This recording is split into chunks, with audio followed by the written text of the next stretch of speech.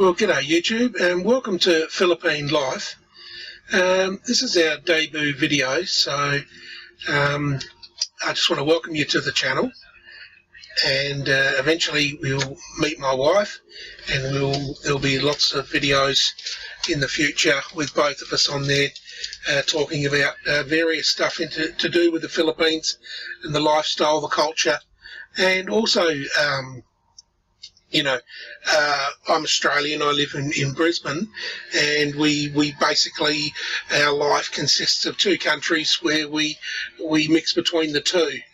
We need to come back and earn some money and then go back over there and live some of our life there. So eventually the plan is to stay in the Philippines permanently, but until we can get ourselves self-sufficient there, we are travelling between the two.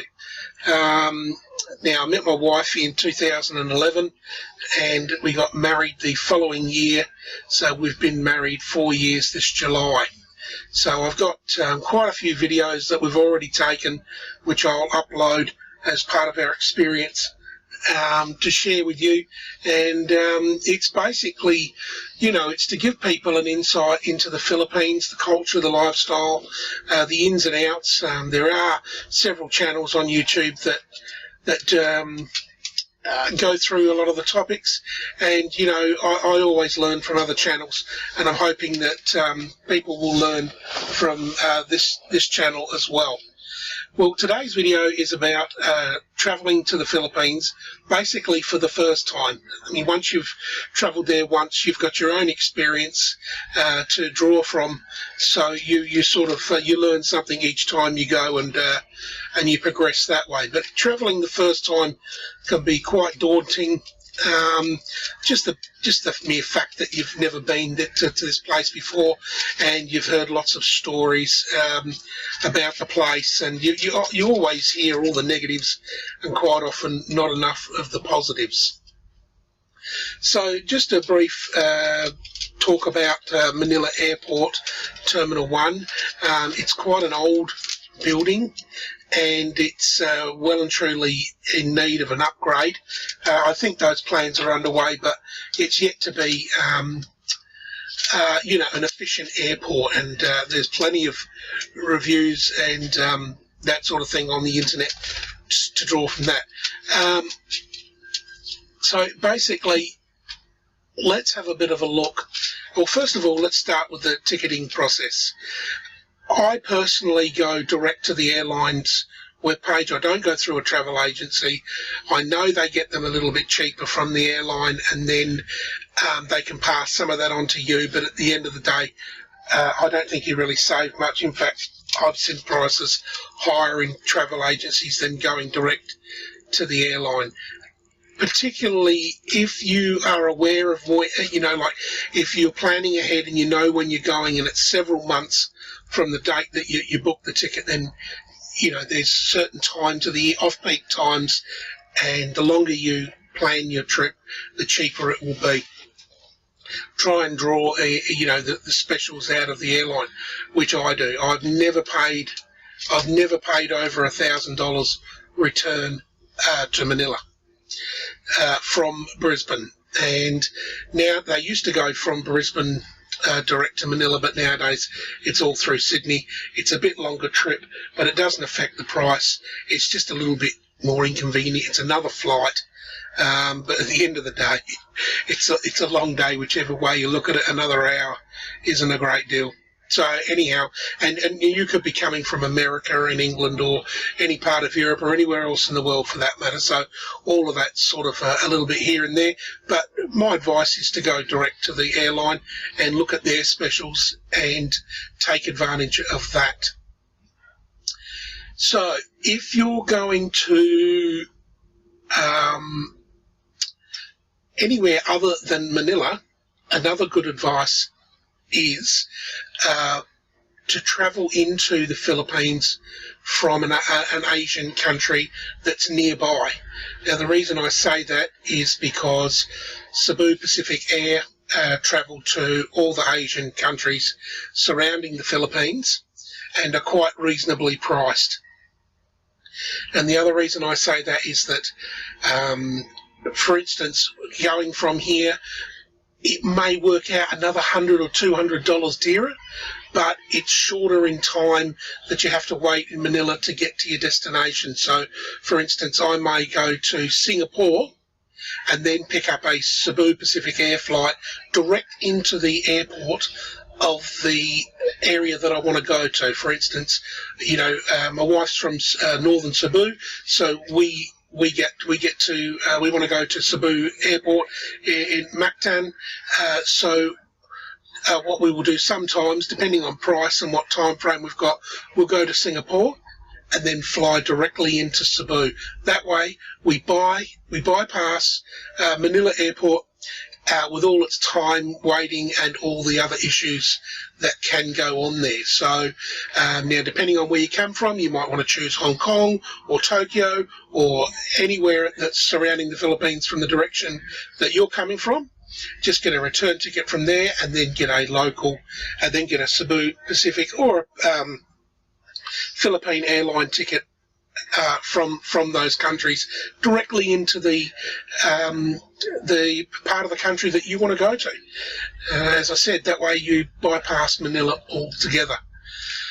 Okay, so you're not bypassing Manila, you're going to Manila. So let's address that and let's talk about Manila Airport. So first of all, what I wanted to start with you guys was to just give you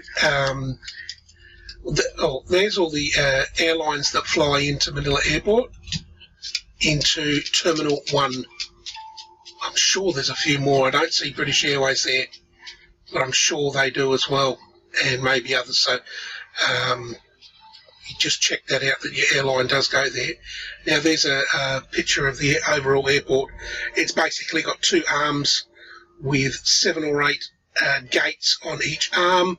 They all both lead into one area where immigration is, and then that leads into customs, and then finally the departure area.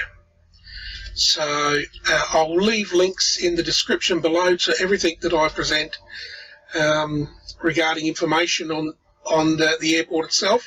So if you're travelling on, just a bit more information, Terminal 2 basically deals with Philippine Airlines and PAL Express. It's a lot of freight and that sort of thing. Terminal 3, the airlines that you see there will fly out of Terminal 3, and not many people know, but there is a Terminal 4. It's the old domestic airport, and Tiger Airways, Asia Air and Skyjet fly out of there. Here's a picture of the terminals. They're all in a row, 1, 2, 3 and 4. Now, to get between terminals, there's several ways you can do it. Now, the way that I've always done it, and that was from advice off of YouTube from somebody else, was that there is a free shuttle service between the terminals. So once you've arrived at the airport, by the way, you'd have been given paperwork on the plane to fill out your declarations and your immigration papers. Do them on the plane.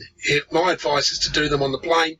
You've got plenty of time. You've got hours sitting there doing nothing. You may as well get all your paperwork in order, pop them in your passport, so that when you get there, when you get to the hordes of people, you're not struggling to get all your paperwork filled out. You're all prepared. So you arrive there, you've gone through, unless you've got anything to declare, just tick no for everything and your process will be a lot easier. Now, okay, before we get out of the airport, let's address some other things first. Let's talk about the baggage itself. Now, in Sydney Airport, there is a service that will wrap your luggage so that there's issues about tampering. In particular, there's a bullet scam that's currently going on in the Philippines. It's made a lot of airtime, so I think it's calmed down quite a bit, but the bullet scam is not the only scam at Manila.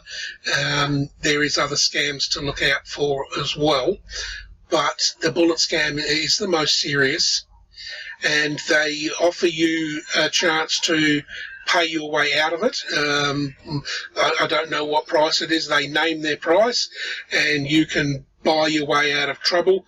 That's the whole point of them putting the bullet in there, is so that you give them the money, you get your baggage, and you're on your way. A lot of overseas workers travelling back from overseas will have, boxes full of stuff that they've got for the family, and the airport staff have helped themselves into those things. So it's a problem. It's never been fully addressed, and it's a bit of a luck of the draw whether anything like that happens to you. But let's face it, with the thousands that travel through the airport every day, there's only a couple of incidences that we hear of. So, your odds are pretty good. But having said that, it's nice to have the heads up and to be prepared. If someone sees your bag wrapped completely like that, then they know that you're aware of what's going on and you've anticipated it. So airports will wrap them and then provide a security seal.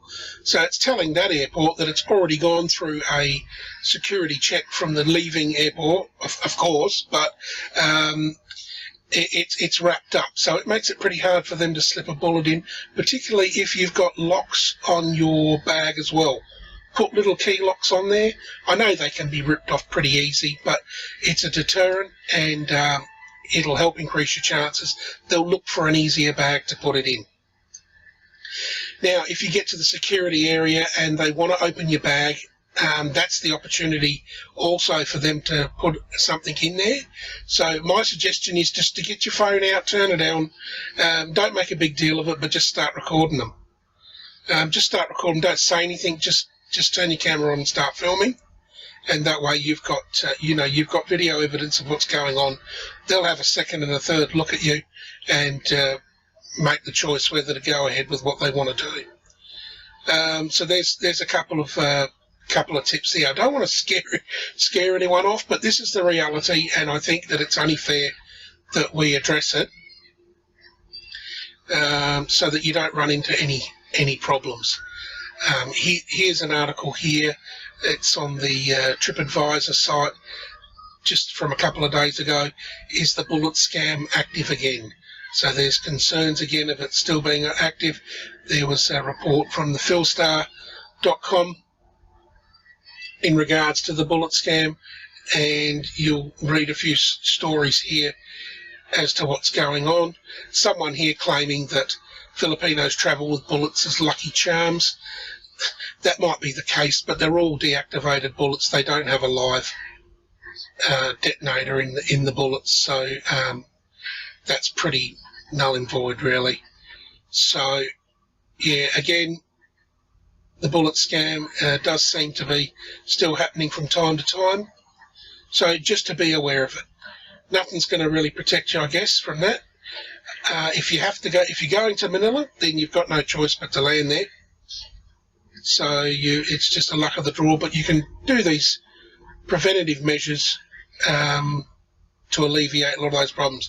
And of course, any valuables that you have that you're going there, try and get as much as those into your hand luggage as possible.